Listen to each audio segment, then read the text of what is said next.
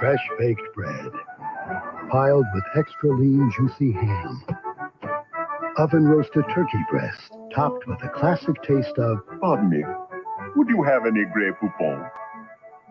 But of course. Introducing Subway's new Turkey and Ham Dijon. Turkey, ham, and the great taste of Grey Poupon mustard, now for a limited time on your choice of rolls. At Subway, the place where fresh is the taste. One of the ways Ryder makes your move easier is by renting trucks with automatic transmission. Because moving doesn't have to be an uphill battle. Ryder, we're there when you need us.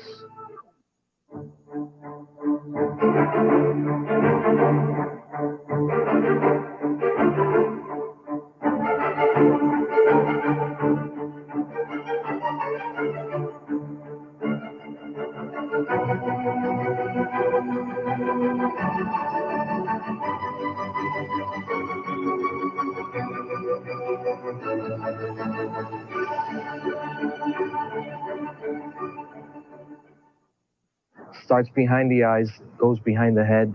I guess they're stress headaches. I get them right here. My head is just getting tighter. You're clenching your teeth. My daughter does help contribute to my headache. For fast relief of tough headache pain, now there's extra strength Tylenol gel tabs. All the power of extra strength Tylenol combined with innovative Gelco technology. Nothing works faster. It goes away really, really quick. I feel clear-headed again. Work fast for me. Tylenol gel tabs, the newest form of powerful pain relief. Works. Presenting Bandit. Pound for pound, he uses more energy than most dogs twice his size. That's why we make Mighty Dog. It has the perfect balance of nutrients he needs. It makes your dog a Mighty Dog. At your local True Value, finding someone to help you isn't a problem.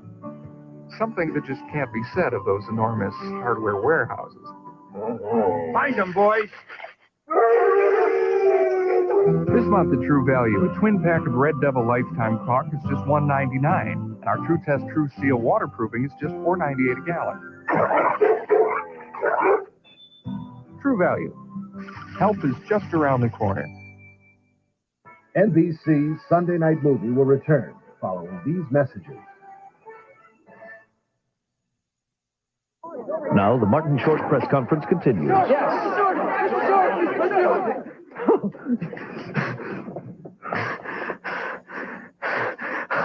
I forgot what I was going to say. What's your question? Martin Short comes to NBC Tuesdays this fall. At Geo, we've thought a lot about safety. That's why Geo Prism comes with standard dual airbags and available anti-lock brakes. In addition, it's equipped with a rugged steel safety cage. You see, we not only want to make accidents easier to avoid, we also want to make them easier to walk away from. Call 1-800-GET-TO-KNOW and get to know Geo Prism with over 100 standard safety features.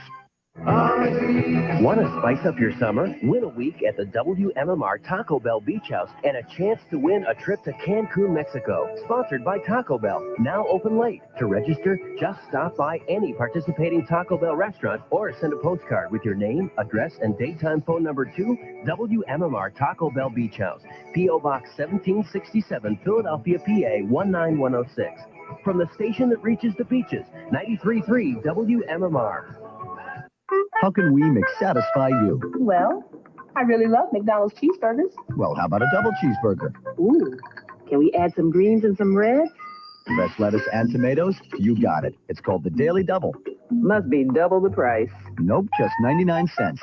Are you kidding? Just 99 cents. You know I really love fries, too. Okay, and a Coke for just $2.99. Now that's a work of art. The 99-cent Daily Double. What you want is what you get at McDonald's today. Explosive secrets of clear and present danger on Entertainment Tonight. Ernest Goes to Jail continues, starring Jim Varney.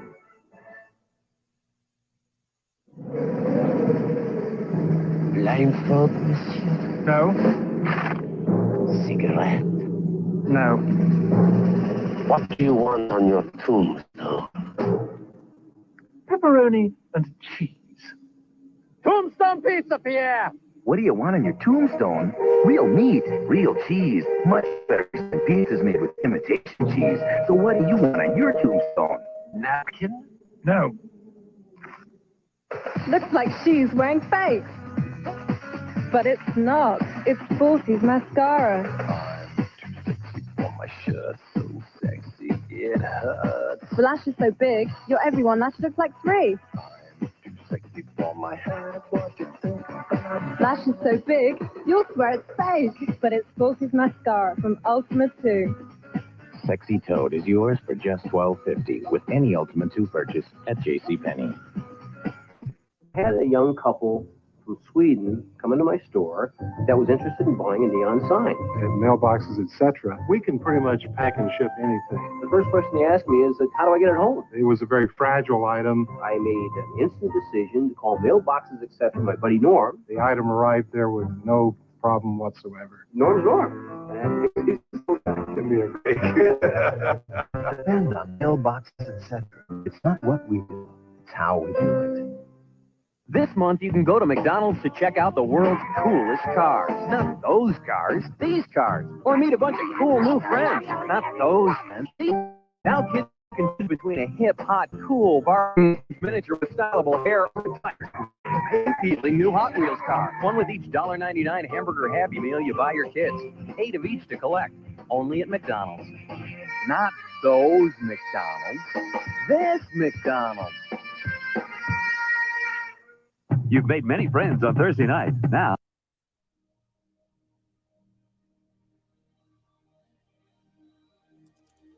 Even though it's a risk and I don't know what's on the other side, I'm going to make a bet on myself. I guess I'm kind of looking at this as a sort of rebirth opportunity. I just quit my job and flew to Scotland with no money or plans or friends. This is day 1 of me exercising every day. I've really gone and done it now. It's about a farm. Turned in my 2-week notice. I just took the leap. Yeah, I'm really liking how my hair's been going. I feel like we're on the verge of a renaissance. They say to do what you love, and I love to dance. Oh my God! I'm proud of you. I can't imagine a more beautiful thing. Having any fun yet? Carnival is back. Rio is back. This is dedicated to the disabled community. This is our moment. I wanted other women and other people of color to know it is possible. He has done it! Sydney McLaughlin, there is no stopping her. That's a world record. When I was a little girl, all I wanted to see was me in the media. Change has become a constant. The way we embrace it defines our future. I've never seen this kind of courage.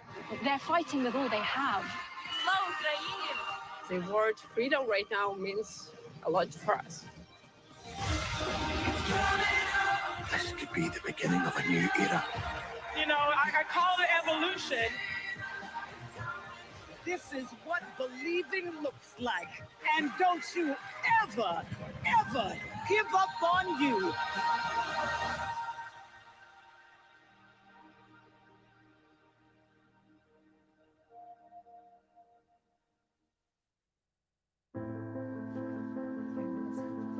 When we first arrived at St. Jude, it was just Claire and I. She was still recovering from her brain surgery, and side effects of that surgery meant that she had to relearn how to walk and how to speak. You can join the battle to save lives by supporting St. Jude Children's Research Hospital. 2 months after we arrived, my 3-year-old came to visit, and Claire lit up. She was quiet before, and I thought it was just because cancer's hard. But she was really nervous, and I didn't realize how much. All right, young lady, we're going to see how much you weigh and how tall you are real quick. Mama, hey, Families never receive a bill from St. Jude for treatment, travel, housing, or food, so they can focus on helping their child live. When you go online with your credit card right now, we'll send you this St. Jude t-shirt you can wear to show your support to help St. Jude save the lives of these children. I experienced life at St. Jude. Every dollar that goes to St. Jude goes to a good place. It's keeping families together during the hardest thing they'll ever face. The first thing I'm gonna do when I get home is pet my dog. St. Jude saved my daughter's life. I love St. Jude. Please go online right now and become a St. Jude Partner in Hope today.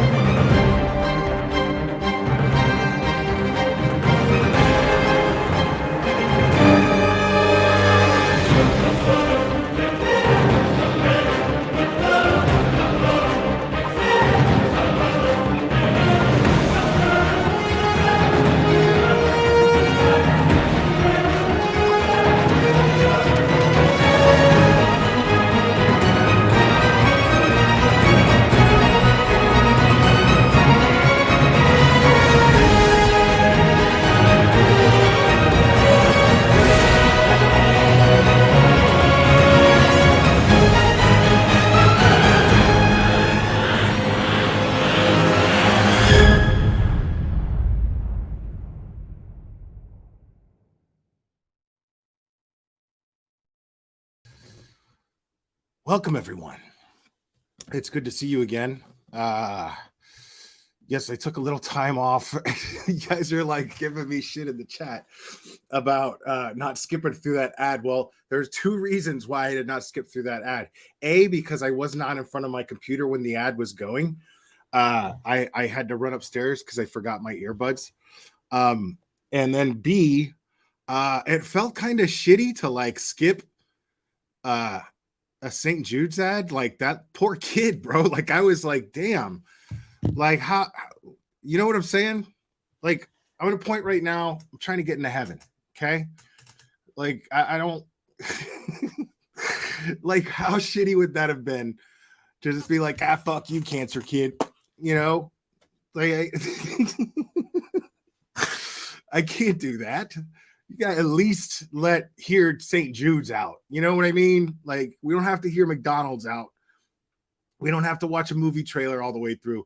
But I feel like, it's kind of a dick move to skip St. Jude's. Just shut up, St. Jude's. You guys don't do anything good. Quit trying to sell stuff.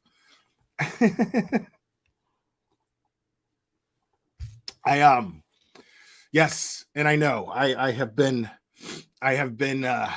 MIA for a minute. Not really, because I keep I continued to participate in some chats here and there, just to stay in touch with the community, you know, because I love this community. So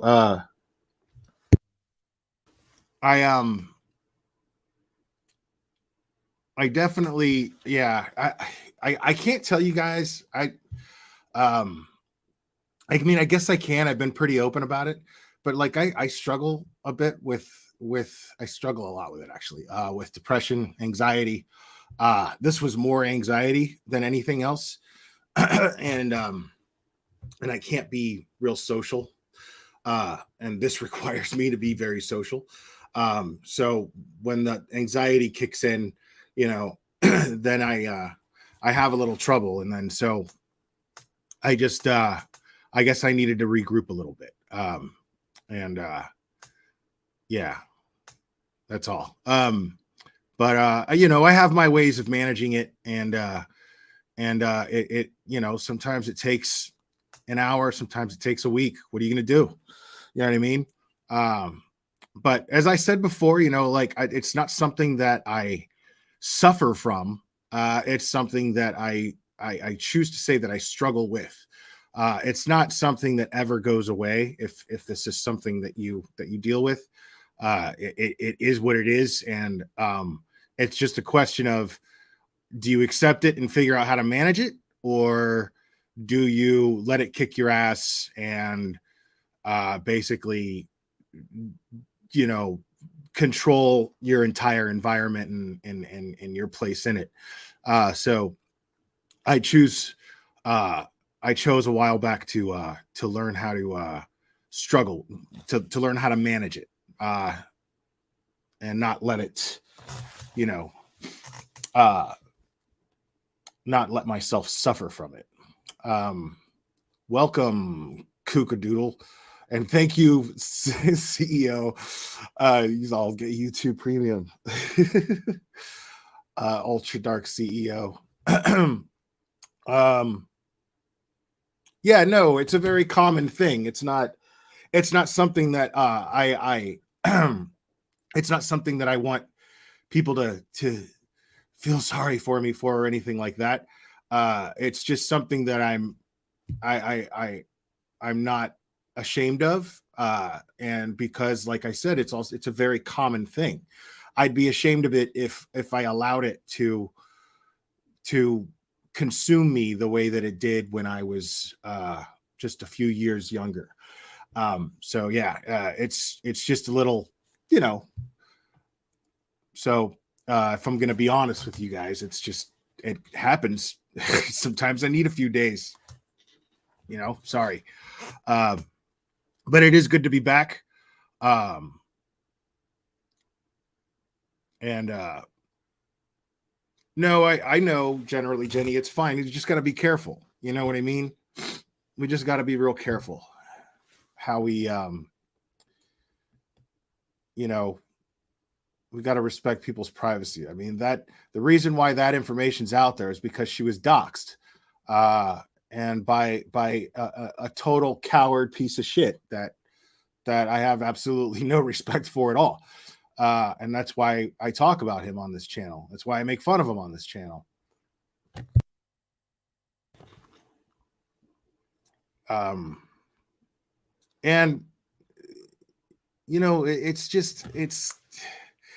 it's like how you make yourself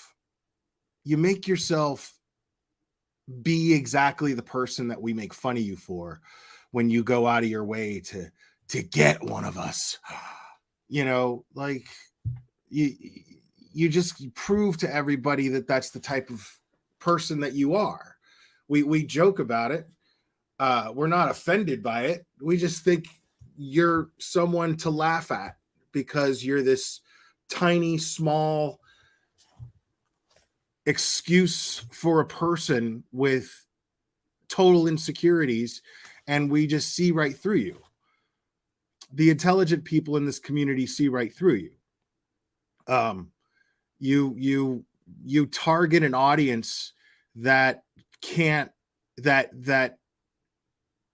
has the same self-esteem issues that you have, except they lack the manipulative aspect that you guys have. And so in order to feel bigger, you get a community to stand behind you and support your shitty, awful behavior towards other people, in order to justify these things in your mind. Well, if all these people are enjoying it, well, then it's got to be okay. Well, maybe those people are just weak-minded, sorry sacks of shit who can't think for themselves.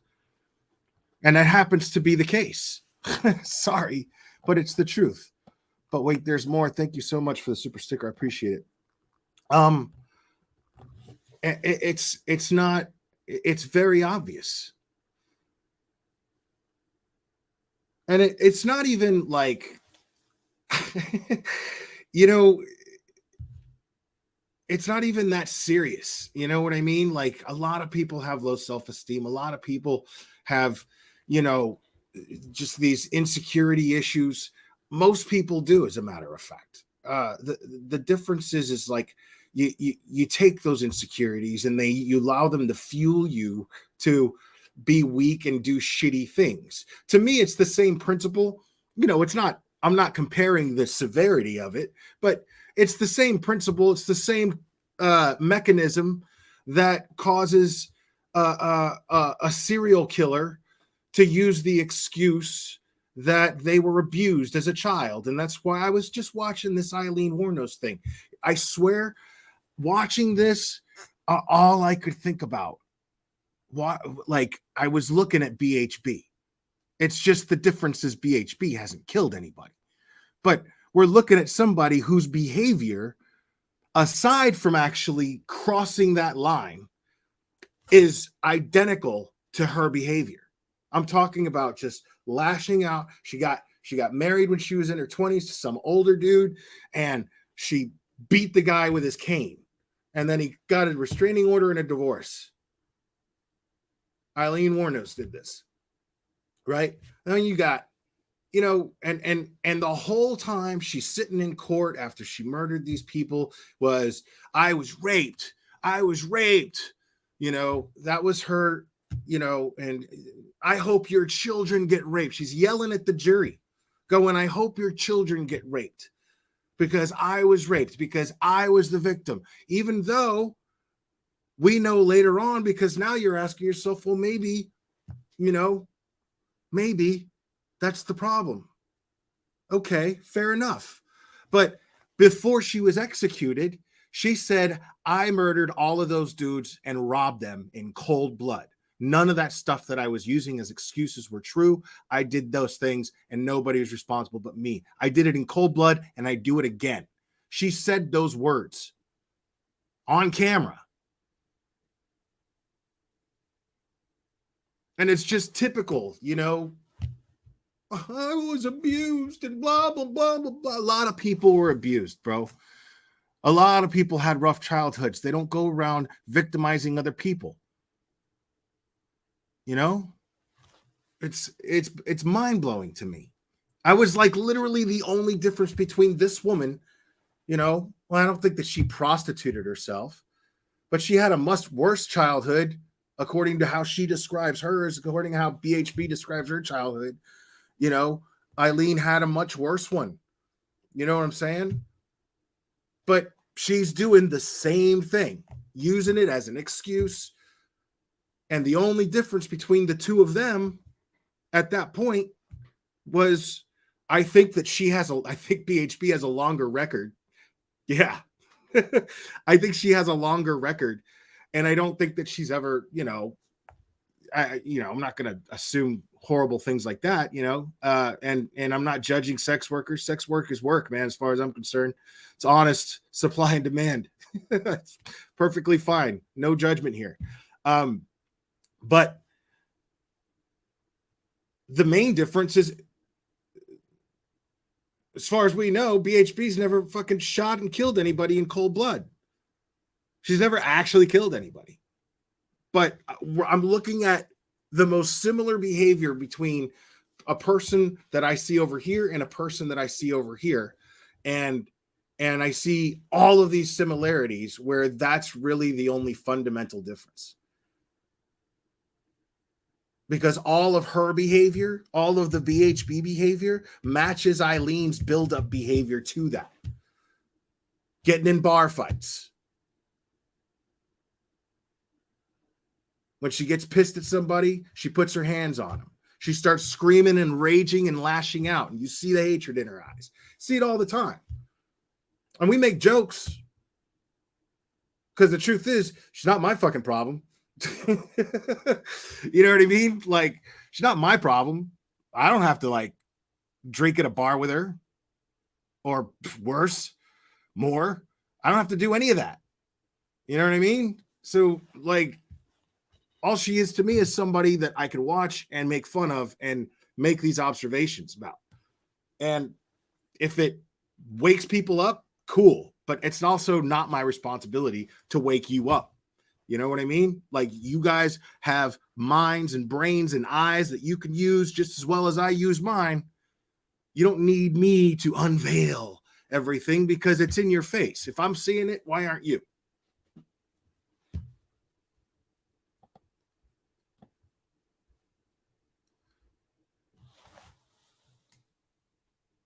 And I mean, it's just funny to me. And you've got, oh shit, hold on 1 second.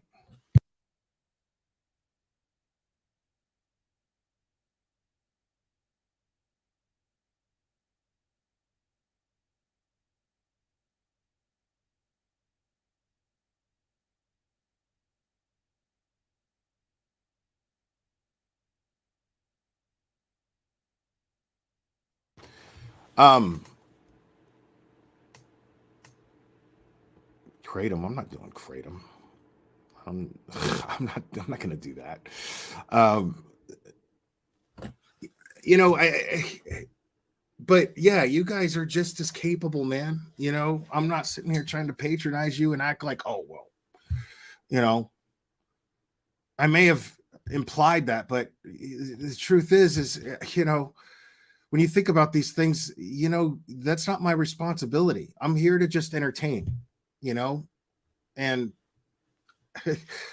I was not sending any hatred towards these people, but I'm seeing like these people, there's nothing pure or good about what they're doing. They're going to crime locations and they're sightseeing. I mean, look at this. Let me show you real quick.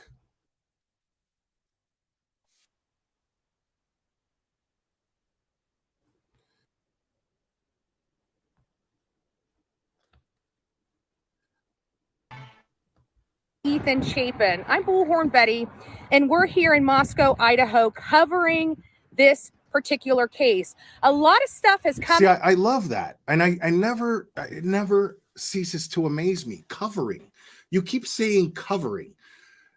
Why don't you just say sightseeing? Because that's all you're doing. You're showing up to these places that could be a very, very likely is a very, very important part of this investigation. And maybe you compromise a witness by catching them on camera. You know, why don't you think about these things? And this is the thing is I know that she knows. I know that she knows. I know that JLR knows.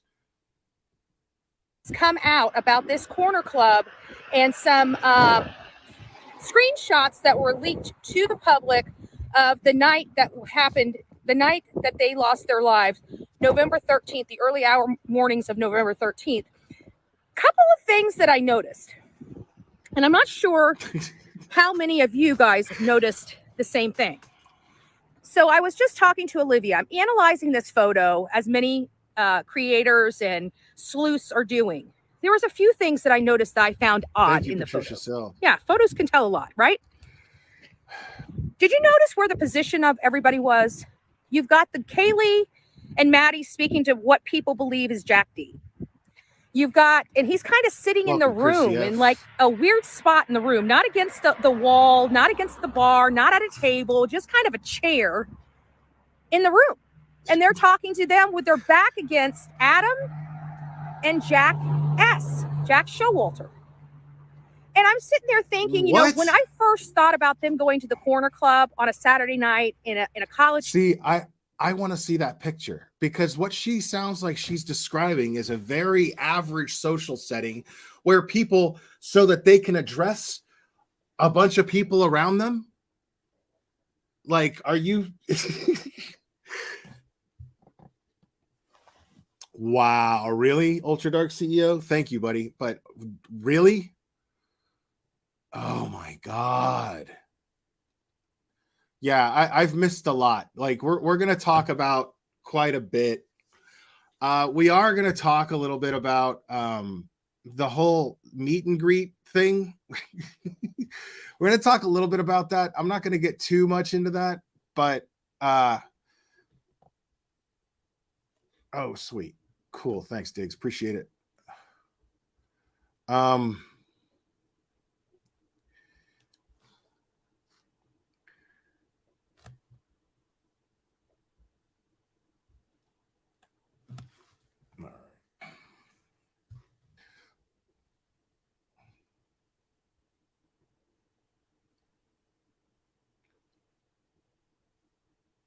Dude, really?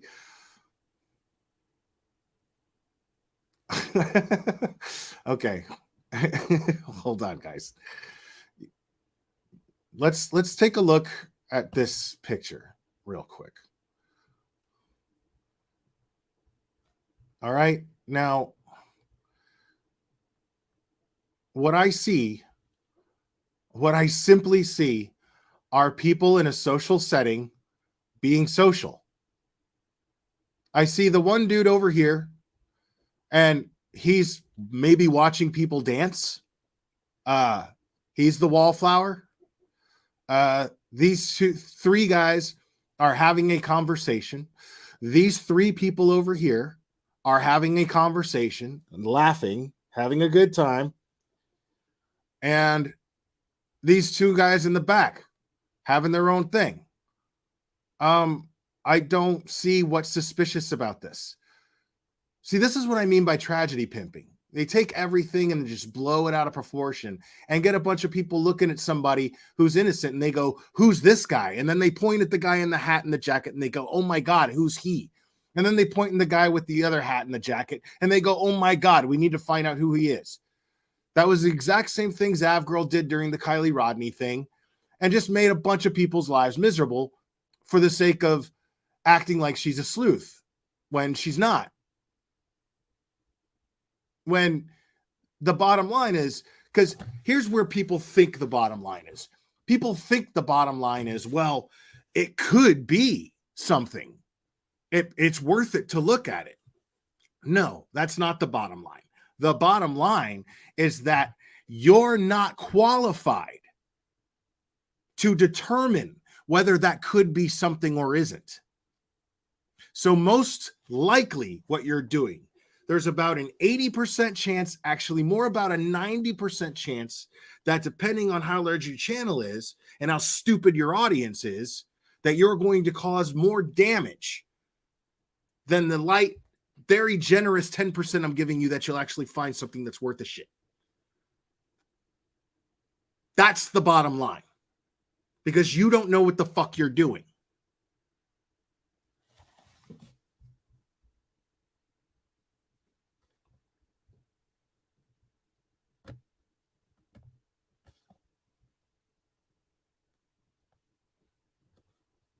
College town, I'm thinking that this bar is popping, right? That they got people out here, they got people in there. We're in a college town. It's going into the holidays. Young girls going to the corner bar, right? Which is known as the corner club, kind of, fitting, right? And then you look at the photo and you see potentially Jack D and his best friend and roommate on the other side of the room and not even talking to him. And you see Maddie and Kaylee's back turned toward Adam and Jack Showalter and some other unidentified gentleman, an older gentleman. I didn't see anything suspicious or even remotely resembling something that might or even could be possibly suspicious. Nothing. I saw a very average social setting where there's a lot of people. And if you've ever been invited to a party, Betty, well, then you'd know that that's how parties look like. Parties are little groups of people here and there. And one person will gravitate to another group. Another person will gravitate to another group. But it's usually these groups of 2, 3, or 4 people that are congregating in sections around the party. That is exactly what I was looking at. Nothing suspicious about it. Sometimes people sitting off by themselves, people watching. Nothing wrong with people watching. That's what people do. Dude, you know what's the best place to people watch, like, ever? A fucking bar full of white people, bro. Yeah. I'm telling you right now. Okay? Like, I wonder if I can find it. Oh, I don't want to spend time looking for it though. Oh man, but I captured this. I posted it on my Facebook and it's the funniest thing in the world. I like to go to a bar if I'm like in a different town and I like to check out the local bar and just sit there and people watch. have a couple of beers just to get out of the house, get in a relaxing environment, go home. But you just like observe, you observe like white human beings in their habitat. When you're only half white, it's funny because you're like, am I like that? Do I do that? So like, and I'm telling you right now, this is a fact. If you go into a bar that's more friendly towards, let's say, single moms in their 30s just trying to get out of the house, right? As opposed to like a bar like that that's in a college town that attracts people in their early 20s, okay? But, 30, 40s, women that freshly divorced, that sort of thing. As soon as the house band plays Blister in the Sun by the Violent Femmes, they become the whitest people you've ever seen in your life. The whitest people become even whiter. It's amazing. It's like watching Wild Kingdom. It is. Like as soon as that pop, pop, pop, pop, like this happens insanely, like on a mass level. It can't be helped because they always bust out that song near the end, near like about 30 minutes before closing time, before last call. I'm telling you, it's insane. But a bar like that, this is what you see. You see people in little groups that are drinking and talking and congregating. That's all they're doing. Dude, I'm trying to tell y'all. Yeah, and then they play closing time. Right. Yeah, the most original shit in the world. It's yeah.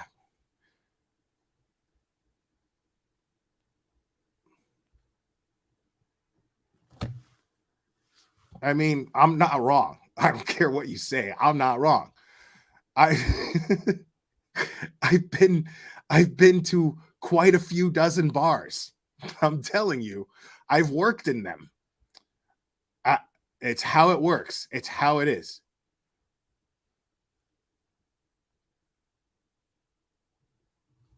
And I thought, if you were in a town, you would be hanging out with your friends. You would think that all of them would be sitting together, talking together, hanging out together.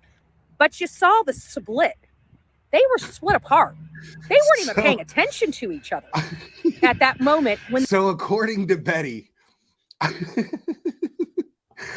Patricia Sell, that's because I'm half white. So according to Betty, everyone needs to be bunched up together in a circle, right? Like, I wonder if that's just part of her control, like her controlling personality. Is that what that is? Is that just part of her need to control? Is that side of her personality? I'm wondering about that because, like, she's annoyed with the fact that she finds it suspicious that everybody's not in a perfectly formed circle, being able to make eye contact with each other, raising their hands to speak. You know what I mean? Like, what are you talking about? That's how social settings look like. If you've ever been to one, and I don't know if you've ever been to one like that and you weren't, choking somebody or hitting them with something, but that's what peaceful people do who enjoy each other's company. They talk to one or two people at a time. One person usually talks if they're not in a bunch of drunken idiots around a bunch of drunken idiots that don't have enough respect to hold a conversation. I mean, yeah. Like, that's how civilized people in a very open and free social setting behave. It's what they do. When that screenshot was taken, does that mean anything? No. Not necessarily. Not at all. But what I can take away from that is nothing. Is that You would think that even if they were kind of mingling around with other people, they would have been sitting at the same table, but they weren't. They were acting like they didn't even know each other in that photo. That I found pretty No, they odd. weren't. Because especially if that bar wasn't packed, there's not a lot of people to talk to. You would have thought they would all have been together, hanging out like friends do. So I found that extremely, extremely odd. And then to see the girls kind of having their back toward Jack S., but yet they... In the interest of fair taste, not even good taste, don't ever type that word in my chat again. That is the worst one-hit wonder of all time. Like, I'd like to just have a regulated boxing match with the person who decided to print that and sell it. Whoever that goddamn song. Ugh. Yet they left the bar with him. Again, I find it very odd. We're out here of course you do. To make a difference. Anybody with any information on these four that lost their lives, you know, we need to help them. If you have any information, why does she have we are flyers? asking you to reach out to the tip line at 208-883-718. Wait a second. Why does she have flyers?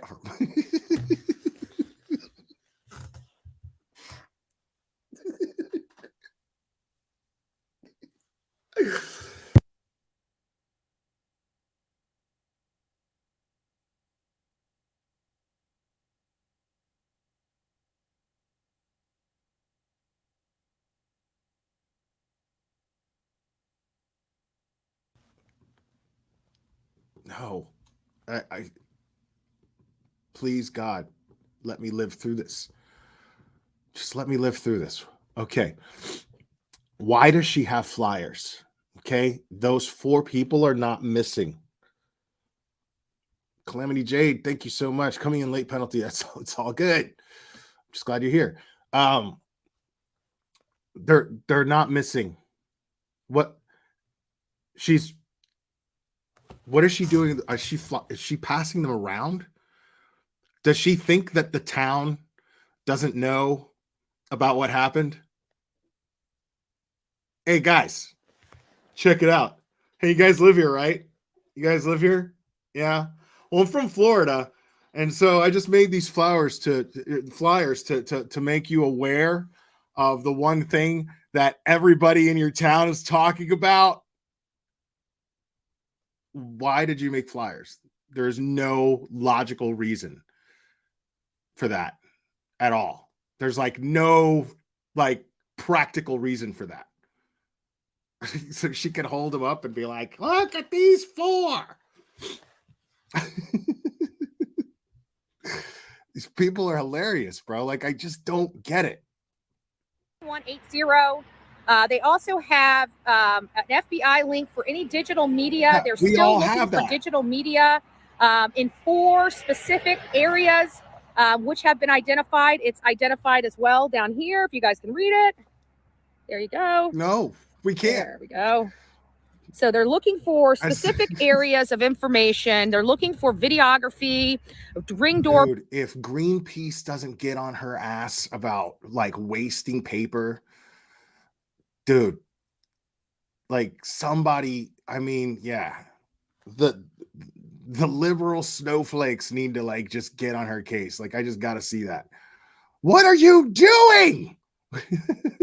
There is literally no practical purpose for those flyers being made at all. Like, when she's in a town where she's trying to figure out what happened to a missing person, which she's not trying to figure out what happened to a missing person.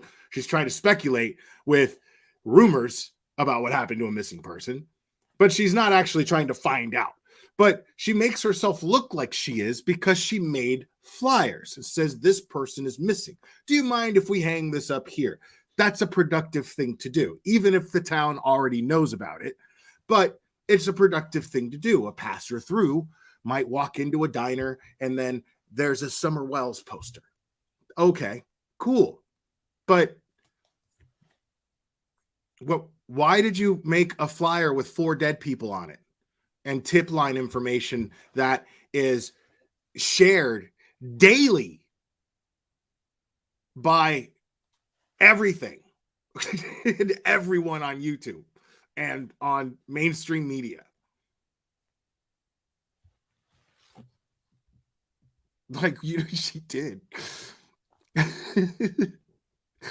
She actually probably went to a true crime channel and was like, oh, let me write that down. I'm going to put it on a flyer. We need to get flyers. Doorbell I can't cameras, with this any lady, kind of photography, anything, right? From 3 a.m. to 6 a.m. on November 13th. Please, if you have any information related to these folks here, I'm asking of you, please reach out, help. The families are struggling. This is the holidays. 4 people have lost their lives out here in the University of Idaho. And if you have information, you need to come forward. These kids deserve justice. Their families deserve justice. This owner here at this restaurant deserves justice. Everybody in this community deserves justice. They deserve to live free. They deserve not to be worried whether or not they're going to be next. They deserve to not have your crazy, loud, harpy ass running around there shoving a flyer of a bunch of shit they already know in their faces, inciting fear that it could be one of them. They deserve to not have you out there making an ass of yourself and mocking their town by doing so. That community deserves to deal with this in peace, in-house, in peace. The FBI is the only outside help that they should be seeking, because that is clearly a strong community. It's a college town. It's a tight-knit community in Idaho. Okay? Like, I don't know. Did you see the vigil that you attended? Did you happen to see it? That you were there? I mean, there was thousands of people in there. It was massive. This town knows what's going on. Deserve to have peace of mind, safety, and security. And that is what's lacking right now here in Moscow, Idaho. So we're here raising awareness to the murders of these, asking and begging anybody with any information to help in this matter. Come forward, break your silence, do whatever you must do. These people's lives mattered, and we're here demanding justice. Please. Oh my God. I knew she couldn't take it anymore. The last time she was out there, she was quiet. For the most part, she spit on some guy that called her a cunt. But that's as crazy as it got. Well, she spit on his truck technically, but she was, getting a nod from Brian Enton. He was being polite. She wasn't out there screaming through a bullhorn and scaring the shit out of him. She was out there just filming, doing the same thing that everybody else was, waiting for some activity in front of the house. And she was behaving herself. She wasn't, to my knowledge, from what I was watching, she wasn't doing anything that I would criticize. Just something, just her being her makes it funny. But she wasn't like interfering with the investigation, Like, what does she think she's going to do out there with those flyers? Like, she really thinks that she's creating awareness. That's like, dude, you know what that's like? It's like on some weird other level. It's like somebody knocking on your door and telling you about Jesus. Who the fuck doesn't know about Jesus? And if I've already got Jesus, why do I need you to tell me about him? Trust me, I heard of the guy. Okay? I don't need you knocking on my door. Her doing what she's doing right now is that same energy that that gives off when somebody is walking around fucking with Jesus pamphlets like you've been living in a cave or out in the woods like Nell. Chickabee, Miss B, chickabee, chickabee, Jesus, Jesus. That's not how it works. We've all heard of Jesus. I don't need you knocking on my door. You know what I mean? When I'm trying to watch Family Feud. But you know that feeling you get, man. You open the door and you're just like, nobody's ever happy to see the Jesus guy. Like people who listen to Betty might. Those are people that I just imagine sitting there with you know, in a recliner with an iPad, resting their iPad on their belly and watching BHB and typing in the chat. We love you, Betty. Keep doing God's work. Like those are the only people that I can imagine. Unreal, dude. Please come forward. Please. The families need you. This community needs you. Don't be the zero, baby. Be the hero for these people right here. Their lives mattered. We're out here fighting for justice for them. God, we're begging of you, please, please help. We'll be doing more related. Where's Corny University? Because I swear she attended and got a PhD. Where is that? Somebody tell me where Corny University is, bro. Like she's the fucking valedictorian. Related to this community and their night Nope, out be on the the hero. town, all Be four the of hero. them. Again, we're here for them. This is all we care about right now. It was corny when Vanilla Ice said it in that stupid fucking movie he did. And he is 100 times cooler than her. Like Rob Van Winkle is like infinitely cooler than Bullhorn Betty, bro. Like, and it was corny when he said it. Yo, drop the zero, get with the hero. Right now is these four beautiful souls, and we want justice for them. So if you can be a part of that, please do. God bless each and every one of you. Don't forget to be fearless. If you see something, say something, because an ounce of prevention is worth a pound of cure. Yeah, nobody watched Cool as Ice because nobody watched that movie because it's good or they like Vanilla Ice. They do it to make fun of it because of stupid lines like that. That is the only reason anybody watches that movie. Or there's the off chance that it's just because they like motorcycles. I don't know. All right. See, and I was going to go over some of JLR stuff, but here's my problem with JLR. JLR just went full on insane. Like right now, what he's doing is he's just naming random people. He's naming random people and throwing accusations at them. And I can't, I'm not going to share that. You know what I mean? Like, I'm not going to go over that shit on my channel, you know, and spread that because I know that there's a lot of people here who aren't stupid enough to listen to him or watch him. So, yeah, I'm telling you, he's going to get arrested. How is he not arrested already? Probably because nobody's complained yet. But at some point, somebody's going to complain. That's just what's going to happen. Somebody's going to end up complaining about this guy knocking on their door and asking them fucking questions about something that they probably don't even want to think about. Like I can't, yeah, like it's crazy. I can't even show his titles because he's just straight up. And these people, like, they think that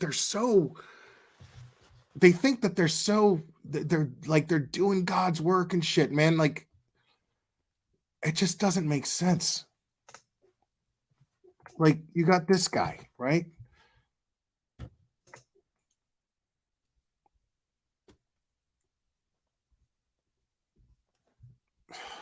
This dude just kills me, dude. Like, look at this. You got this harsh reality, dude, right? You got this harsh reality, dude. And you see these people and they want to be praised for being such moral people. Like, he even like with little explosions, firecrackers, saying channel morals. That's what he titles this thing. Channel morals, right? And like, this is the same shit as if like you go and you go and feed the homeless and then do a whole live stream showing you feeding the homeless. Like, that's just you blowing yourself. That's all that is. Like, you're just looking for pats on the back. People would go, "Oh my God, you've got such a big heart." Was that Justice? Thank you. Behind, happy to see you. My work day is always better with your commentary. Feel better. Thank you. Appreciate it.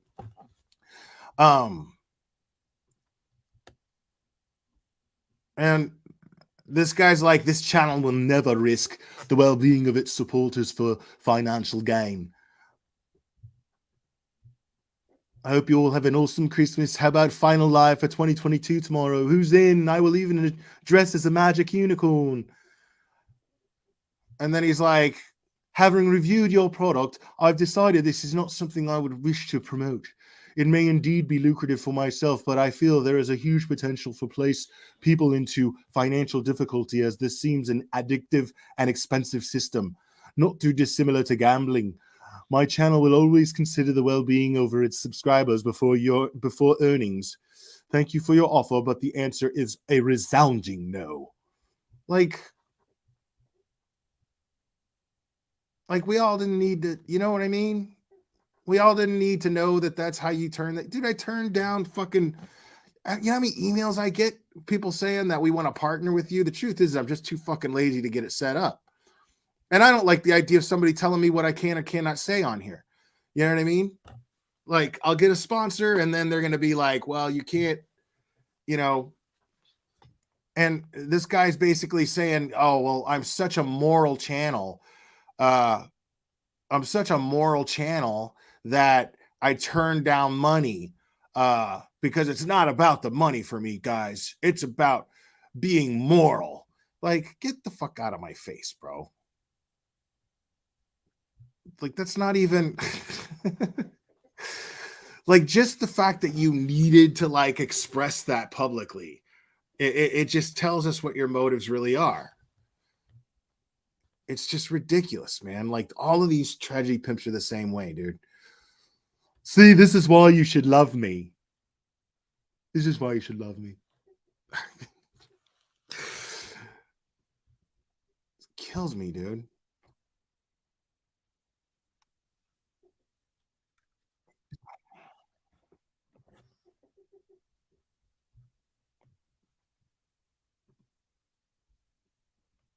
Hold on. I'm trying to find. So you all saw there was this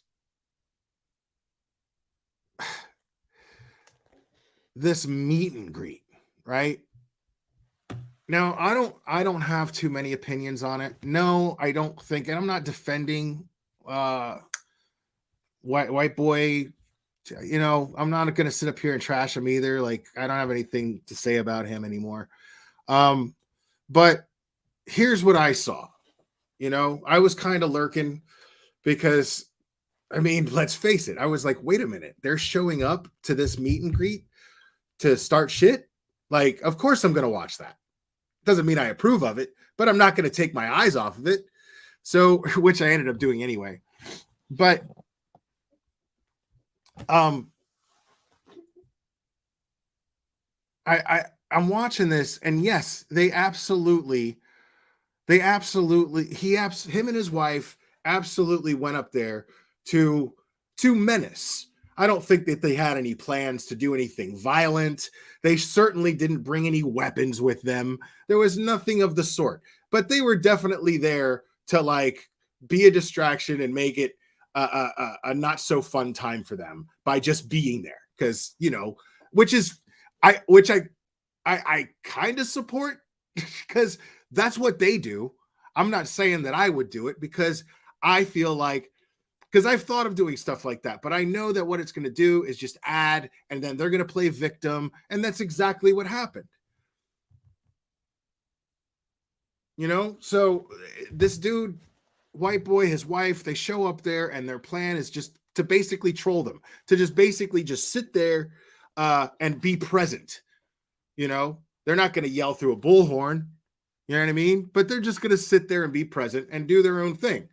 And these people freaked out about it, right? And then they called the owner and blah blah blah, and then made up something about they brought weapons and they were threatening them, and you know. But here's my observation of what actually happened, because I know all of them too well.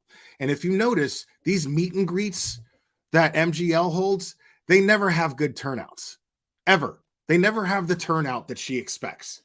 Because here's the thing, is she's a drama channel, right? All of these people are drama channels. If they actually put out content that was worthwhile, that made people admire them, they would have people show up to the meet and greet. But what they ended up doing was they were like, well, you know what we'll do? We'll have like an all-star meet and greet. You know, that's them in their mind. We'll have an all-star meet and greet, you know, and we'll you know, if we get all of us together, well, then my supporters will be there, your supporters will be there, and it'll be this grand thing, you know. But I don't think anybody fucking showed up. And I think that they used white boy and his wife showing up to this thing as an excuse to be like, fuck this, we're done, we're getting out of here. Because they already saw that nobody gave a fuck about them to go see them. Because in their minds, they think there's going to be this line going out the door for a fucking 10-year-old glossy of MGL. It's not a thing, dude. Nobody gives a fuck about them. Because, yeah, is it worth it? If you're a drama channel, is it worth it to click on the channel to some people and be like, oh, shit, look at this? I mean, that's what I clicked on White Boy for. I was expecting drama. Right? So I watched it. I was like, ooh, this should be interesting. And I'm glad they didn't do anything. And I don't think that they would have. They don't strike me as the type that would have done something violent to them or anything like that. I think that he just was hoping to, like I said, just be a presence there that made them all uncomfortable and just ruin the good time for them. But the fact is they freaked out because nobody showed up. Nobody gave a fuck about them. And then they just used that as an excuse. The playing victim thing. Oh, they ruined our meet and greet. No, you didn't have one to begin with because nobody gave a fuck enough to go out there. Nobody wanted to meet you or be greeted by you.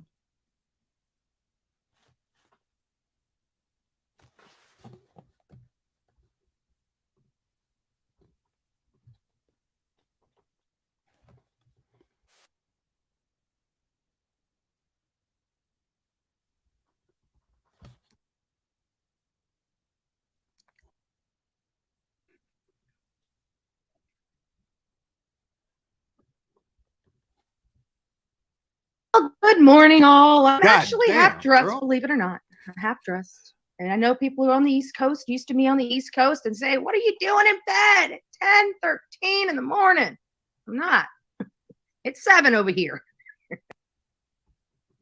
Dude. Holy shit, bro. Like, she literally just woke up and her hair just stayed like that. You could tell she just got up and turned on the goddamn StreamYard. Like, and her hair stayed like that the whole fucking night. That's crazy, bro. That is insane. Yo, and somebody sent me a picture. Oh man. Somebody sent me a picture and I was like, dude, Betty, like, why does she think? I don't know, man. See, that's what happens to me. It happens to me too. I don't know what to fucking do with my hair, and then you know what I do? I just cut it all the fuck off. You could do that. You can keep short hair. She's got the right round face for it, you know. Like, I get so like, if I start to think more than 5 minutes about what I want to do with my hair, then I'm like, Jesus Christ, man. Like, don't be a girl. Just cut it all off. You know what I mean? Like, just don't. It's way too much to think about. It's way too much to think about. Just fucking get some clippers. Stop paying for haircuts. Just cut your fucking hair yourself. Like, that's it. You got the different sizes on them. It's way easier.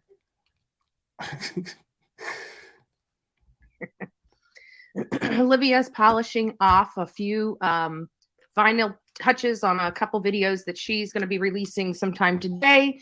So we just took the time. We were up very late last night. Many of you guys were with me. So hi, good morning, everyone. Guidance first in chat today, followed by Sue, Unicorn, Indiana, Jenny, good morning, Kelly, Cool Gamer, nice to see you. Colleen, nice to see you too.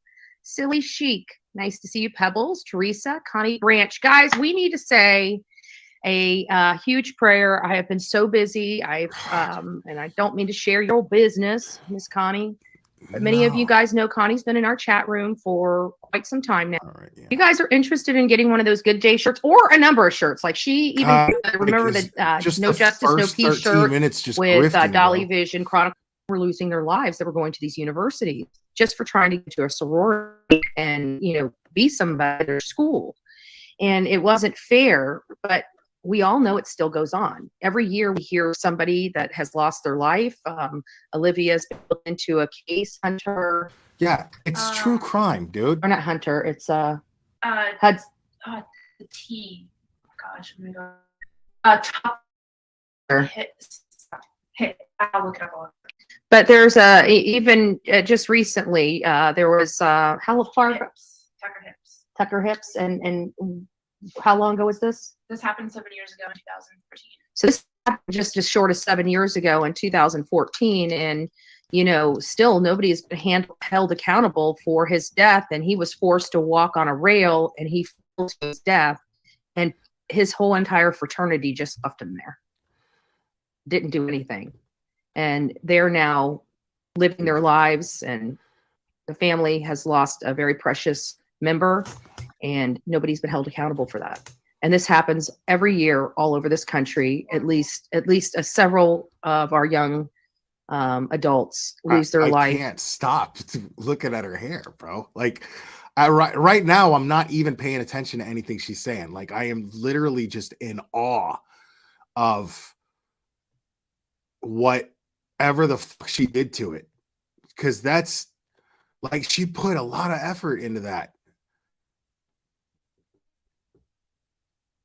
Dude, I mean, what?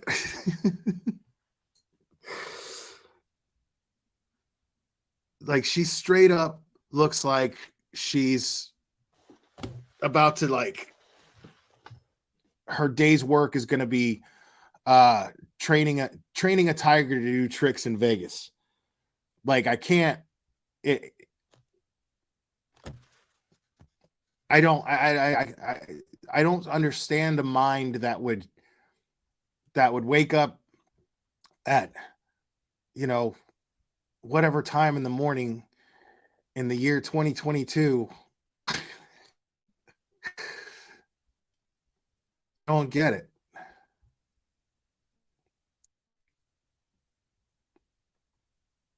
Yeah, like,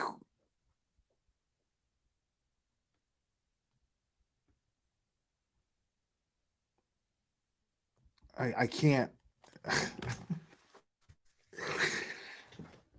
I'm just totally I'm just blown away. Like I hear saxophone music. I'm hearing saxophone music like in the background. It's got its own. That's what her hairdo. It's got its own like saxophone score that follows her around everywhere. Life trying to get into a fraternity or sorority, and that's just fact. So, does the sorority and fraternity have something to do with it? I think it's connected, but I don't think it's connected the way we think it's connected. It may be connected in a sense because maybe that's the triggering event that caused this heinous crime to be committed. You know, That's not maybe how it murder was somebody works. that was formerly associated with the fraternity or the sorority. I mean, we believe that this was a man. I have said that from the gate. I don't understand how any female would put themselves in jeopardy like that, especially with Ethan being in the house. I mean, a guy can, I mean, let's be honest, there's only a few Dude, what does women it take? that are built to take on an athletic man. But there are still some women that are right, built hold to on a take second. on an athletic man. Because somebody sent me this. I don't know if they want me to say who they were, but somebody sent me this. Hold on.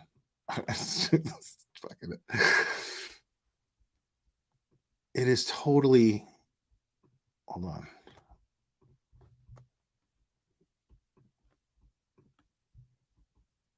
Dude. Like, that's like straight Ric Flair today.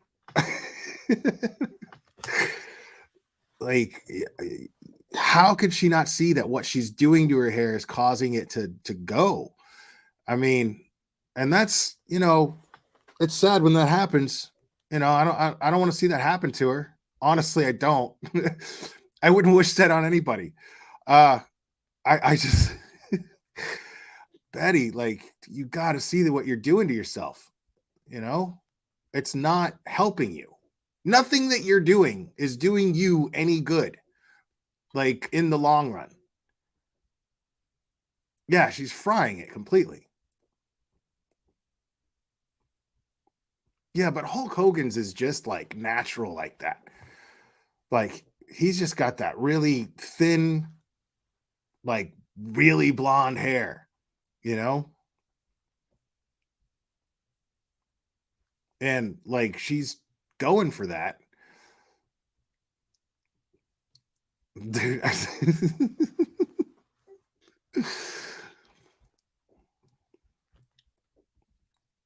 dude, her hairdo is not saying its prayers and eating its vitamins. I'm telling you right now.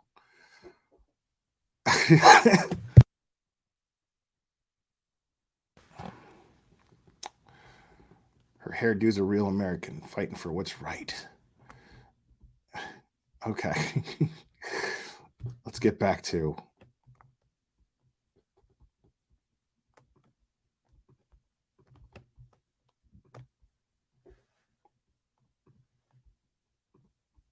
but so we can't disregard it fully.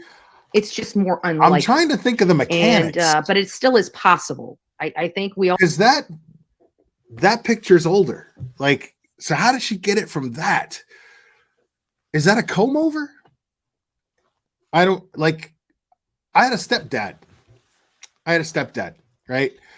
And you know, rest his soul, but he came in my life at a really bad time. You know, I was an angry kid, and he didn't care much for me or my brother. At least not nearly at first. You know, we came, you know, with the package of you know, my mom, and he just, you know, we didn't get along, you know, and everything about him annoyed me.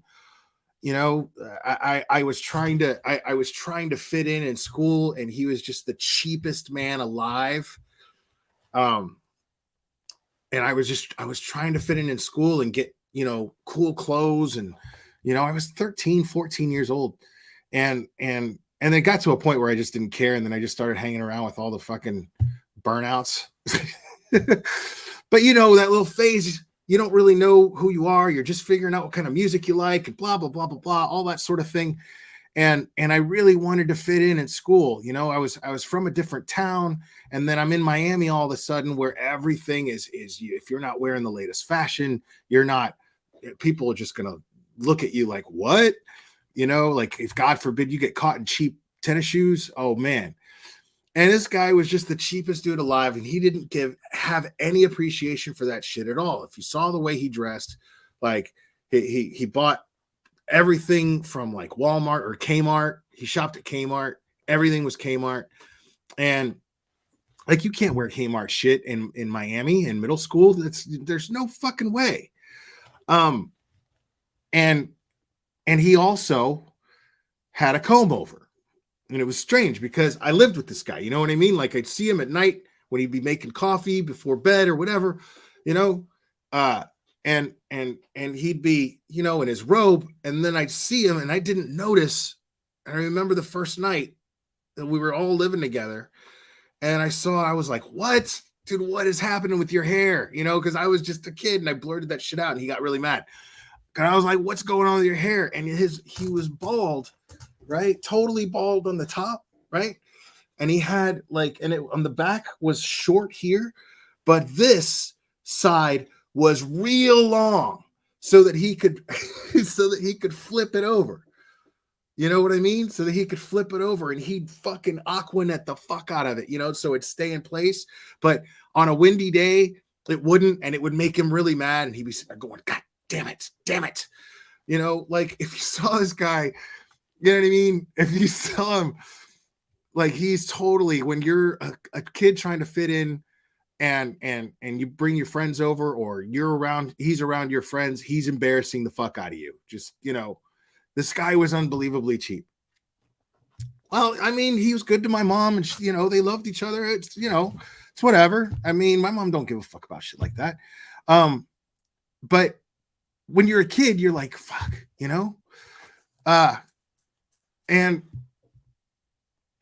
you know, and I was so insecure because I was in this new place, and you know, I just really wanted to fit in with my new environment. I really wanted to blend in, and it was, I mean, dude, you go to McDonald's with him. He was so cheap. But you'd go to McDonald's with him, right? And he would order water because it was free, not because he didn't want a Coke, you know, not because he didn't want, you know what I mean? It's because, you know, because he bought like the cheap Sprite, and I'm not knocking that. I buy great value everything, people. You know what I mean? There's nothing wrong with that. But he would buy lemon lime soda. His thing was like Sprite, but you know, but if we went to McDonald's, and that would be a miracle if we did, because he'd be like, that's insane. What am I buying groceries for? If, you know, and I'd be like, well, because it's McDonald's. It fucking tastes good. You don't ever have a craving for a Big Mac, you know? So we'd have these struggles all the time. Like, he just didn't understand the difference between desires and necessities. And I was okay with just desiring a Big Mac, even though I knew we had food at home, you know? And so I'd be like, yeah, I just, you know, so he would cheat himself because I wanted a Big Mac. So he would like be like, I'm only spending so much money. And then, you know, and then he'd ask for the water, but he would do this slick fucking thing, right? He'd ask, he'd be like, yeah, no, I'll just have a water, right? Already that's suggestive, right? Like, how to just have a water. I mean, it totally implies it's going to be free, that you're expecting it to be free. I'll just have a water. And then they'll go, okay. And before they do anything, he'll go, what are you going to charge me for water too? And and I'd sit there and go, oh God, because I was just a kid, you know what I mean? Nowadays, nowadays I feel like I would get along with him. Like, I'd want to go places with him. I'd be like, this guy's just awesome. He does not give a fuck. You know what I mean? But when you're a kid, it's a little different. But he was a good dude. Yeah. When he got sick, we we had our time to reconnect, and I was taking care of him a lot because my mom had to work, and so I was at home taking care of him a lot, and we made peace, you know. But it was rough. We were very different people, and I was a difficult kid, you know. But I'm trying to figure out if from that picture, because that picture, it looks like there's loss, but she figured out a way here to make it look like there's no loss. You know what I mean?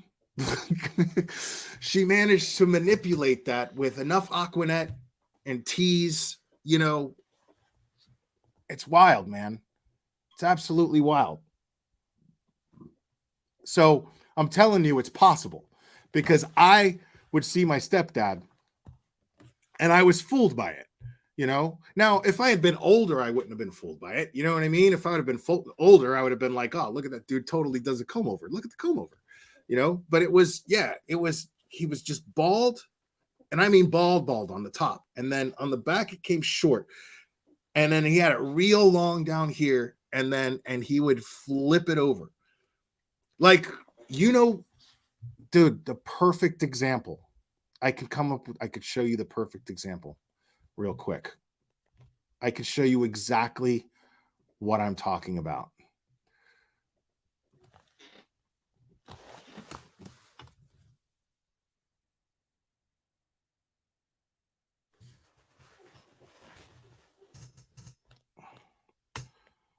Okay.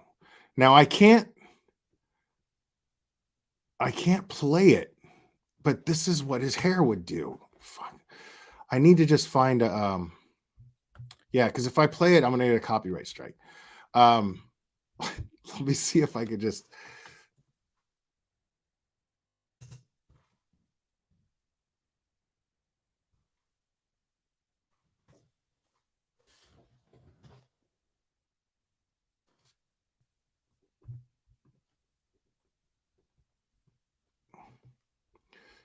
All right, and I'm trying to find a before after.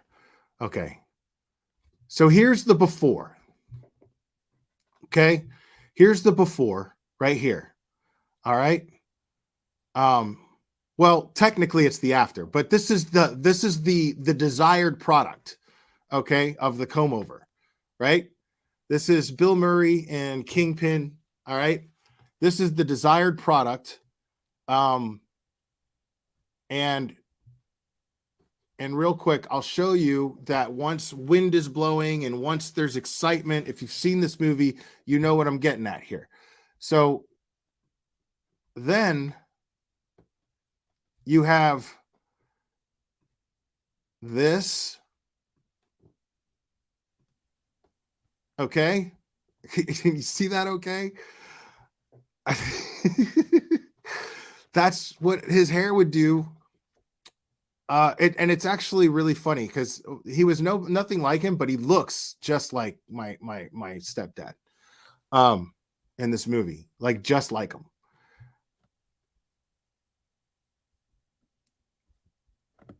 That's yeah. And there you go. That's yeah.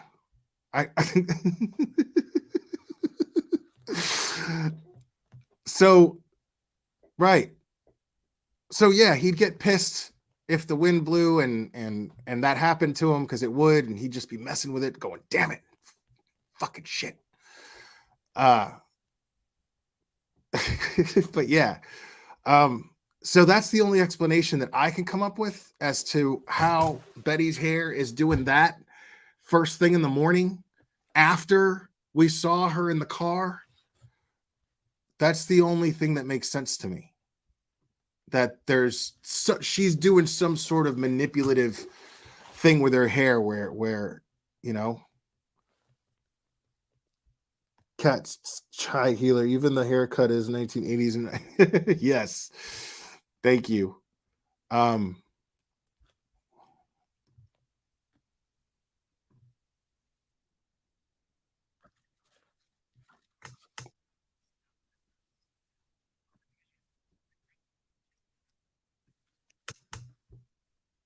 All right. Probable.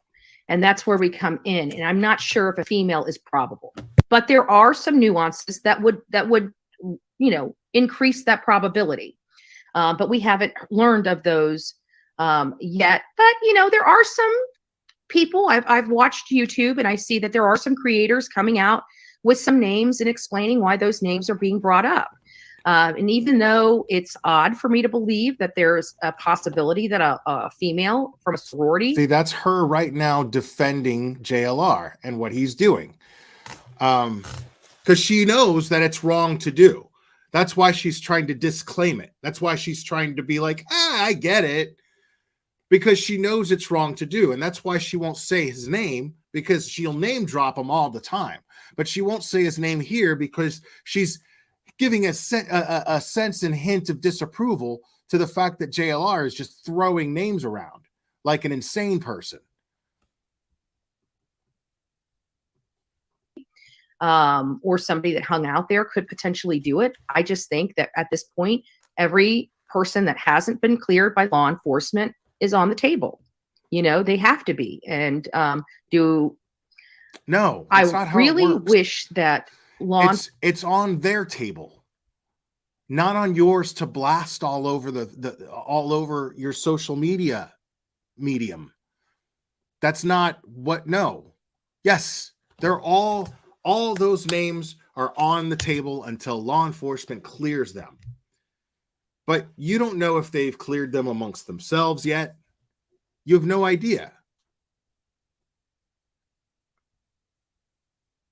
Because anybody, like I said, I say it all the time, anybody who has any type of conscience at all and wants to be a responsible YouTuber to some degree, anybody who does that would rather be wrong about someone's innocence than wrong about their guilt. You can't just go around implying that somebody's guilty of a crime.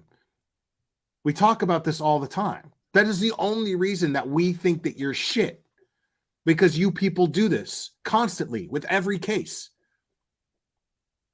And it's gotten to the point to where Ikenmel was recently on News Nation again.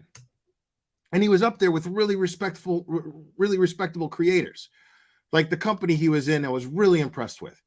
And they were focused on that. And it was really refreshing, man, that these larger creators, because they're not, they're normally people who are like, well, I don't want to engage and I don't want to, you know what I mean? Because if they speak up on it, then it comes off like they're attacking other creators and they don't want the drama, and I don't blame them.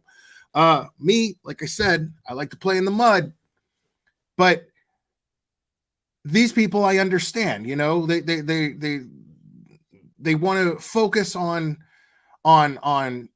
putting out more responsible content, but the fact is it needs to be pointed out. The fact of the matter is that this behavior needs to be pointed out. And they don't have to point anybody out by name. I'm not saying to do that. I don't mind doing it. But I don't feel any lack of respect for other creators who don't call these people out by name. But the fact that they're speaking up and saying, yeah, this is becoming a problem. Like, why are we doing this? Do we actually want justice for these victims? Because we've got a real problem right now, folks. We've got a real problem. And it's just not getting better. So just hearing larger creators go on a large platform like News Nation and speak their mind on it was really refreshing. Law enforcement would release some more information, and we're hearing tidbits about what is the TM for?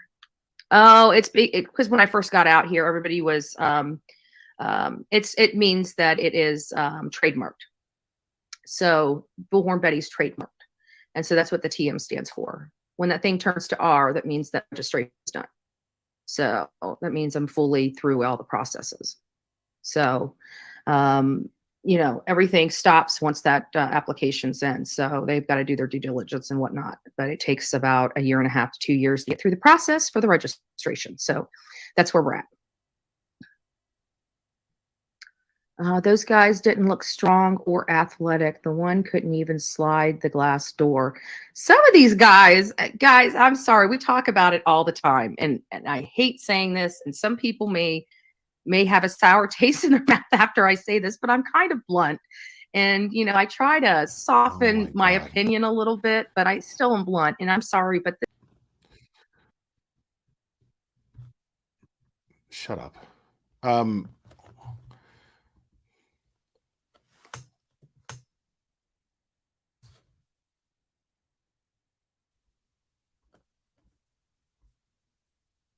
So we're going to go over that a little bit.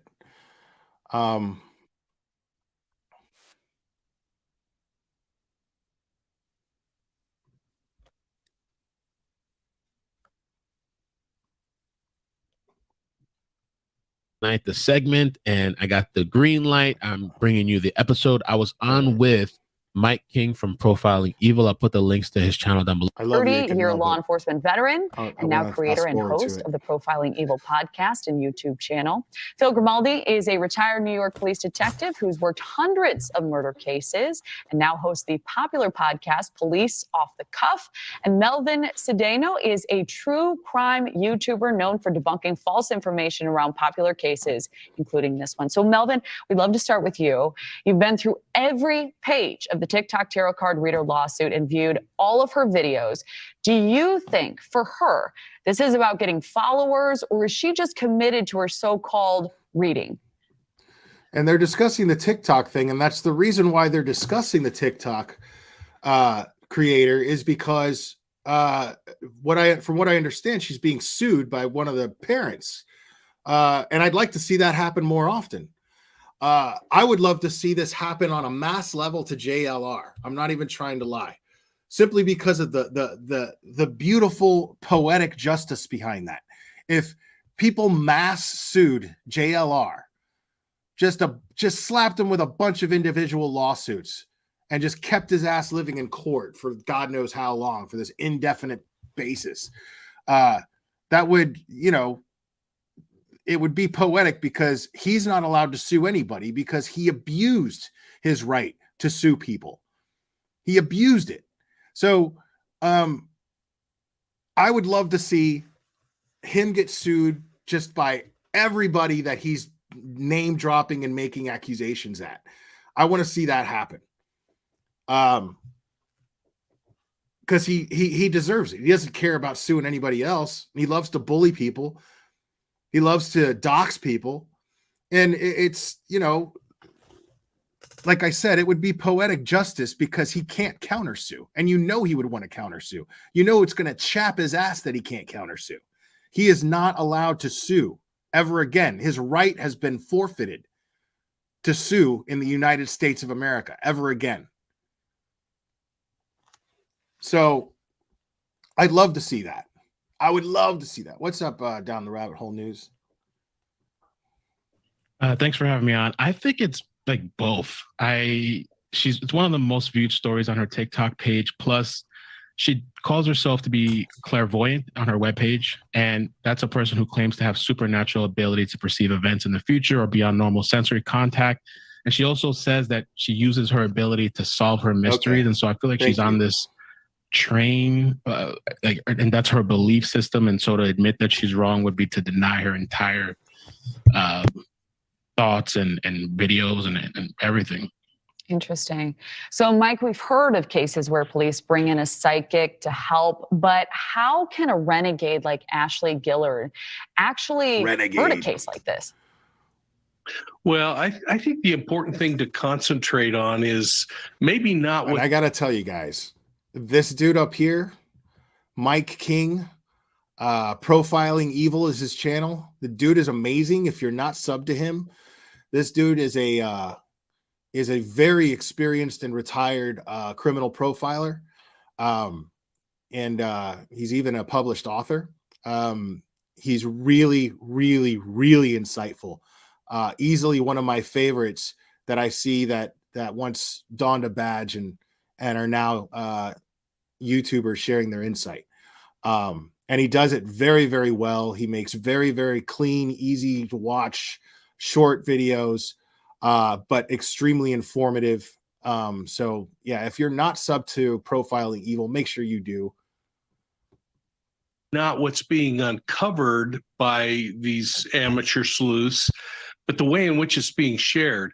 And we know that law enforcement hasn't given any credence to the things that she has to say. They've discounted what she has to say. And that's not to in any way diss other folks that do these kinds of things. Law enforcement's leaned on them for years. The challenge is, and the problem that I'm having, and I think law enforcement has, is this individual's going public with stuff. And when it's appearing that, and she's receiving information that it's off base, she's continuing. And I think that's really pretty thin ice to be standing on. Yeah, certainly. I think many would agree. So, Phil, I want to turn to those images that are floating around online, supposedly leaked from the Corner Club security cameras. What are police looking for in security footage like this? Well, they'd be looking for any unusual behavior, aggressive behavior towards the victims, or perhaps even someone laying in the background could be stalking the individuals. If there was some type of an argument or some type of altercation, those are the types of things that they would be zeroing in on, and then they would try to identify who it was that the victims were engaged with. Okay, that makes sense. So, Mike, do you think they've cleared Kaylee's ex for good, or could a person of interest become, quote unquote, of interest again? Well, absolutely, they can become an of interest again, and that's the difference between an officer who makes a decision up front and then twists every theory or fact that comes out to fit what they believe may or may not have happened. Exactly. As new information comes out on this case, if it points back to any individual, and there are many that we've been told are cleared, if it pointed back to any of them, I think any would rise back up to the surface until officers can vet that and either use that additional evidence and information to bring them closer to responsibility or push them farther away on the spectrum. So a good cop is going to continue to look at this, and every piece of new information that comes up is going to be the next thing that drives the direction they're going. So, and to your point, Melvin, we've heard from Kaylee's ex, Jack DeCour's relatives about how... This is what it's like. It doesn't sink into people like BHB's heads. You know, it doesn't sink into these people's heads that it's not up to the police. Finally, the decision is not up to the police and who they arrest. Like when it came to Eileen Wuornos, okay, when it came to her, all right, this is very important. I was watching this and I was just like, there it is, you know, like, and if you've seen any documentary on a case where there was a long investigation, it's all the same thing. Like, you know, her case took 17 months to put evidence together, and they still didn't have enough evidence. They still didn't have enough evidence. They arrested her like, and it was a chance. They were like, we know it's her. And they got lucky because the prosecution was like, we don't want you to make that arrest. Don't arrest her yet. I can't convict her. I can't prosecute with what you've given me. I need more. And the cops want to get this done. Like, they argue. If you've ever seen Law and Order, like SVU, the early episodes, Stabler's always arguing with the prosecutor. They're like, I need more. And then he's just like, well, we're just going to let this guy out there and he's going to rape somebody and kill somebody again while we go around and knock on people's doors. Well, that's how the law works. Yeah, it sucks, but you only get one chance to convict. And they don't have any concept of this. Dude, 17 months. You know how many hundreds of thousands of dollars it costs to conduct an investigation like that? It's crazy. It's crazy. It's super expensive, and it takes so much time. But they're like, you know, she did it. Well,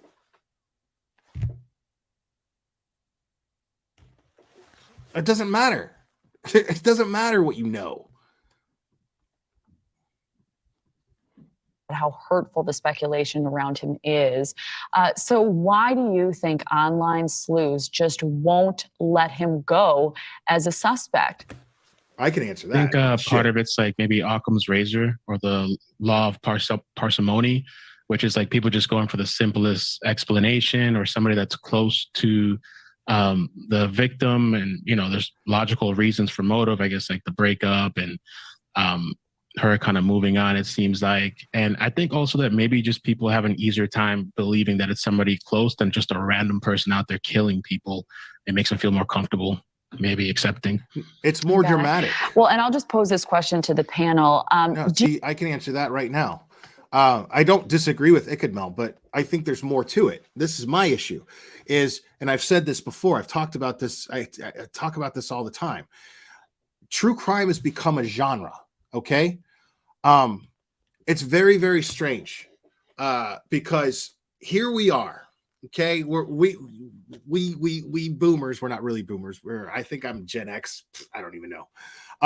But we come from a time where they wanted to censor everything because they thought that violent movies enticed violence.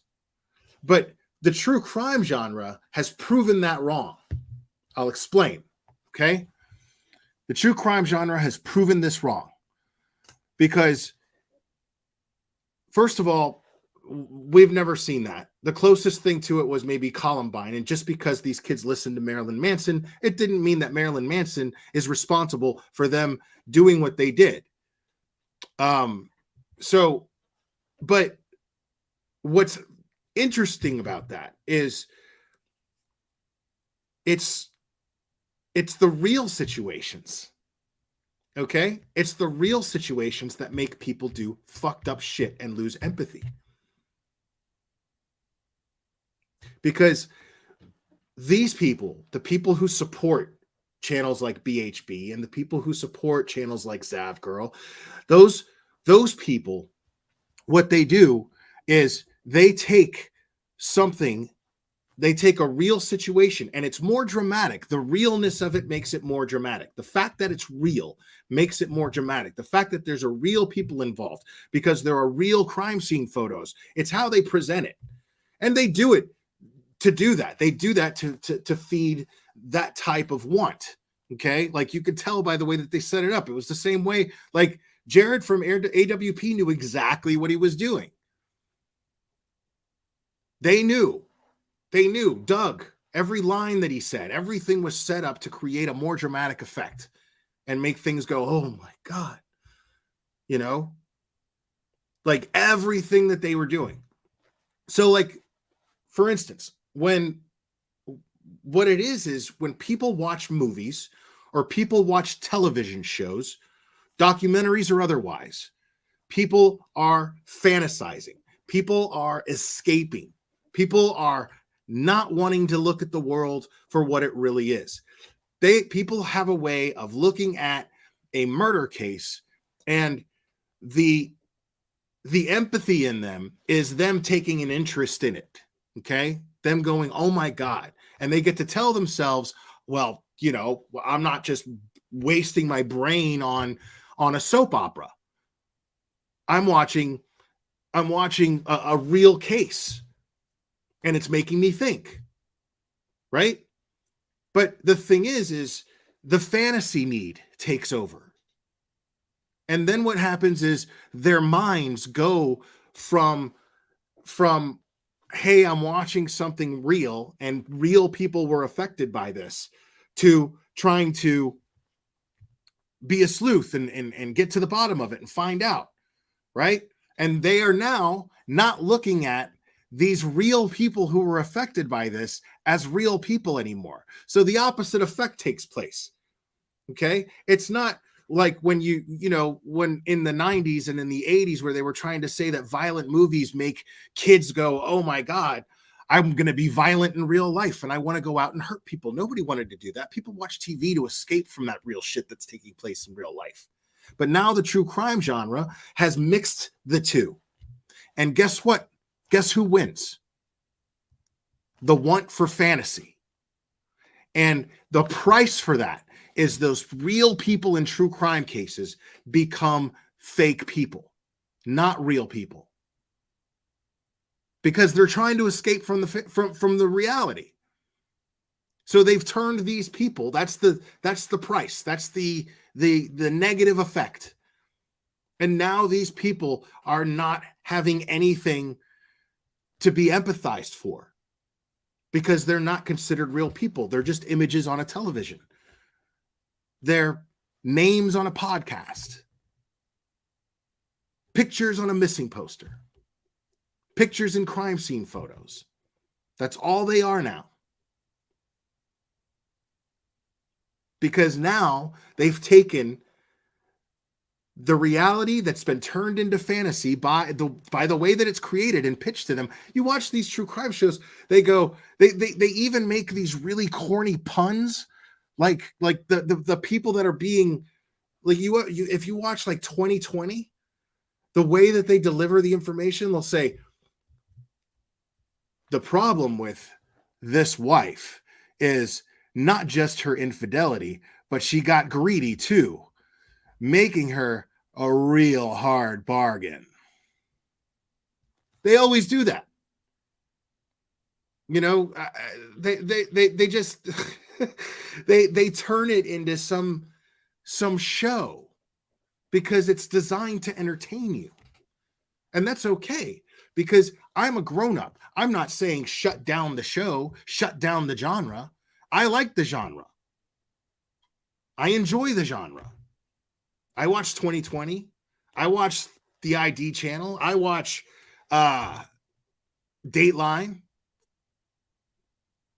I watch all that stuff. But the difference is I keep in mind that those are real people that are affected. And as these cases go on, the difference is those cases, they usually cover cases like those shows usually cover cases where the suspect has already been named. You're just trying to figure it out till the end of the show. Once the end of the show is there, then they're like, oh, okay, case closed. You never give it another thought unless you're talking about it with a coworker around the water cooler. You know what I mean? You're not giving it another thought. But these cases are open. And now there's just this subculture of true crime that is beyond the ID channel and beyond 2020 and beyond Dateline. And now it's an open case, and you have people looking at all of the things that have been made public and all of the things that haven't and speculate on those things anyway. And they don't realize that, or they don't care that there's somebody that they're throwing accusations at, and people are being affected by this. There are stupid people that will call their jobs. There are stupid people that will show up and yell through a bullhorn at their house. This is the problem. And all you got to do is just follow the case. It's not hard. Like, it's not, for me, I have no issue. I have no desire to go, I got to get to the bottom of this. I've never fucking gone to school for that shit. I've never been trained to do that. It's not my place to do it. For me, as a human being, my place is to care about what happened to these people and hope that the people most qualified are blessed in their abilities to uncover evidence and everything that everything that it takes to bring justice to these victims. That's all I care about. And I am perfectly patient enough to just let them do it. And just, wait. Just wait. And they act like they're doing some service. You're not. You're interfering. Like, what are you going to do? Like, all right, you're watching a football game, okay? You're a big fan of your favorite team, right? They're not playing so good. You think it's okay for you to run down in the field, having never played professional football, to just run down in the field start running plays? That's what you think you have the right to do? That's insane. That's essentially what you're doing. You can't just, because you think your meal is taking too long, roll back to the kitchen of a restaurant and start jumping on the grill. You don't get to do that. You're interfering and you're fucking with other people getting their meals in time. Like, I don't understand why all of a sudden this particular thing makes everybody feel like, oh, well, I can do it too. No, you can't. No, you can't. Just because you might guess right at one point, cool. But even if you guess right and you're so sure that somebody did something, you talking about it so constantly and blasting names out there, you could infect the investigation in a very, very negative way and cost the prosecution their case and give the defense enough bullshit to create doubt. Nobody seems to realize this or care because it's about them doing something worthwhile with their worthless fucking lives. Like, seriously, dude, if you have the time to interfere in an investigation, you need a life. If you have the time and the energy and the means to do this, you need something better to do with your time. Fucking build model trains, bro. Like, anything. It's so irritating.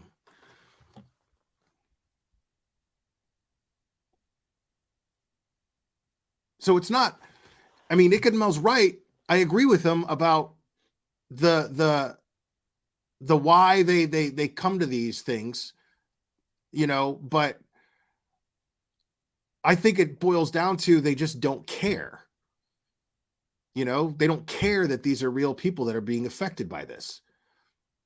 They don't care that they're interfering with the families getting justice, and they don't care that they're possibly making an innocent person's life miserable and unlivable, especially if you end up messing with their livelihood. Imagine somebody coming and costing you your job. No, you can't because you don't fucking have one. Philanthropist, thank you. Thank you, Glary. We appreciate you. I appreciate you. Thank you so much. Happy Valley Alley. Happy New Year, Will. Have a beer on me. Thank you. I appreciate that. Yeah, it's so crazy. It's so crazy that people think that they're entitled to interfering in these things. It's crazy. Like, you've never fucking worked a construction job and all of a sudden you're seeing these guys and going, I don't think I like how this is going. Give me a hammer and some nails. You don't know what the fuck you're doing. Somebody's got to live in that house, dude. What are you thinking? People are so fucking dumb.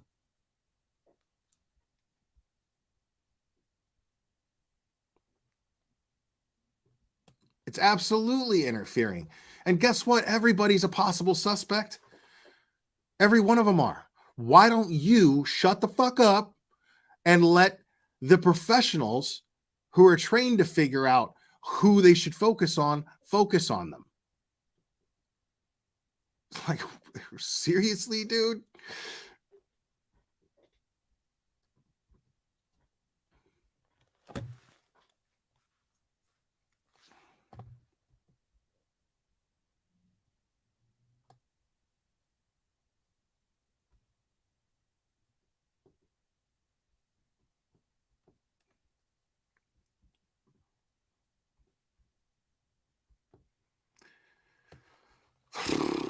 Yeah.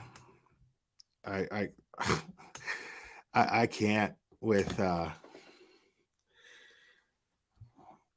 mean, I haven't seen Dolly Vision doing really anything. Like, I couldn't have been clearer to him when I spoke to him. So that's just the case of somebody who just doesn't want to hear it, with a chat full of people who don't want to hear it.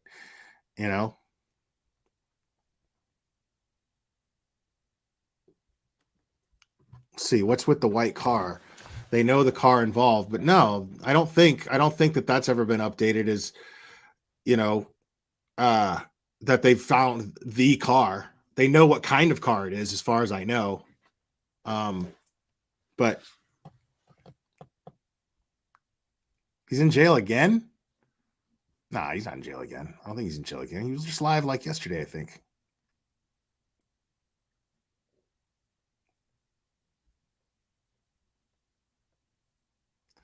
Yeah. Right. Because that's what you do when you're a sports fan. And you can yell at the TV and be like, what the fuck are you doing? Keep your hands on the ball. You're supposed to keep your hands on the ball. But you're not like, I'm flying out to that stadium and I'm getting in that locker room and I'm just going to yell at everybody and tell everybody what they need to be doing. Like, you don't know, bro. You don't know. Shut up. Like, they have people for that.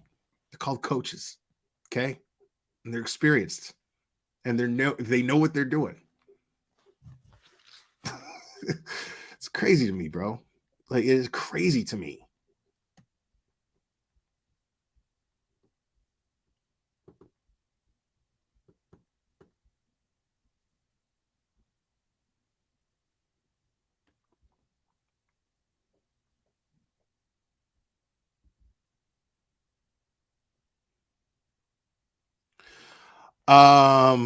I don't know.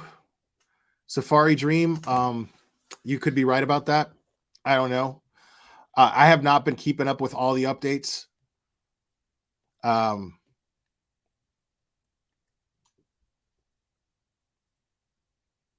I don't know if they traced the car back to. Oh, I heard a rumor that they traced something back to Oregon, possibly, but I don't know if they cleared them or what.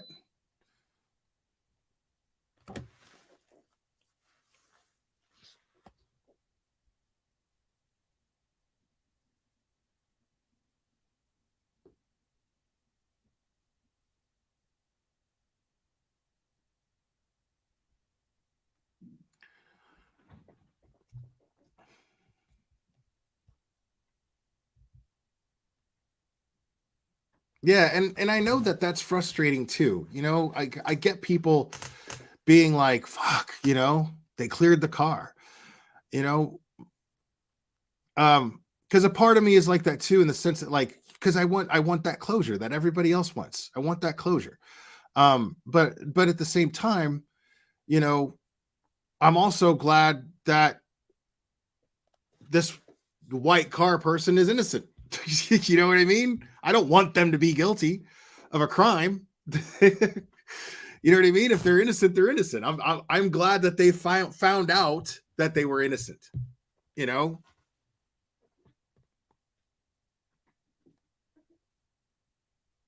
that's exactly it. Nobody said that they were suspect of the car. Nobody said that. They simply said that the car was in the area and may know something. They just have questions.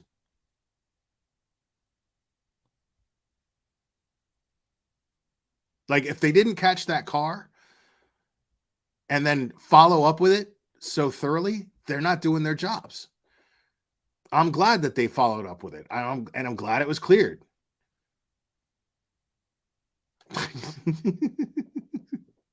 They're not. They're not.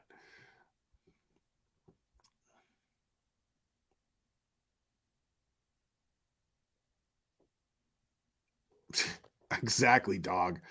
That was the first thing I said. I was like, you know how many fucking white Hyundai Elantras are out there, dude? Of that year? You know how many of those are out there? Crazy. I didn't even finish this whole thing, but I'm gonna wrap this up at the 2-hour mark, guys. It's good to hang out with you guys again. I'll try to be on more often. Thank you guys for all your support, and thank you guys for all your insight in the chat. Really appreciate you. And I love you very much. We will do this again very soon, my friends.